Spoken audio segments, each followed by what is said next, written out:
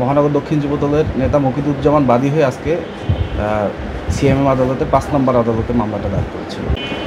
দেখেন, এই এনসিপির নেতা, এনসিপির মুখ্য সমন্বয়ক নাসিরউদ্দিন পাটোয়ারি, উনি আপনারা হয়তো দেখছেন, বিভিন্ন মিডিয়ায় দেখছেন, অনলাইন মিডিয়ায়, তো উনি দীর্ঘদিন যাবতই কিন্তু আমাদের দলের সিনিয়র নেতাদের নিয়ে বিভিন্ন ধরনের মানহানিকর মন্তব্য করে আসছেন।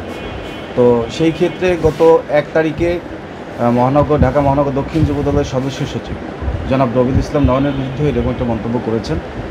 তো আমরা সংক্ষুব্ধ হয়েছি, যার কারণে মহানগর দক্ষিণ যুবদলের নেতা মকিদুজ্জামান বাদী হয়ে আজকে সিএমএম আদালতে ৫ নম্বর আদালতে মামলাটা দায়ের করেছিল। আর শুনানি অন্তে মামলাটা ডিবিতে তদন্ত করে। দেখেন, এটা উনি একদম ভিত্তিহীনভাবে টানা তৃতীয়বার অর্জন করেছে দেশের সেরা সুপার ব্র্যান্ড স্বীকৃতি বসুন্ধরা টিস্যু। রবিউল ইসলাম নয়নের বিরুদ্ধে চাঁদাবাজির একটা অভিযোগ নিয়ে আসছে, যাতে দলের এবং জনাব রবিউল ইসলাম নয়নের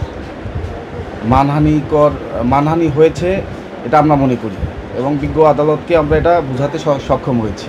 আর বিজ্ঞ আদালত আমাদের শুনানির পরে মামলাটা গ্রহণ করেছেন।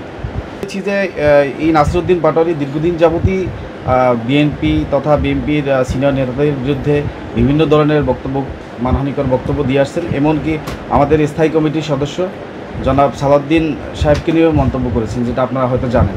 তো আমাদের কাছে মনে হচ্ছে যে এখনই ওনাকে হয়তো লাগাম টেনে ধরা উচিত, যার কারণেই মামলাটা দায়ের হয়েছে।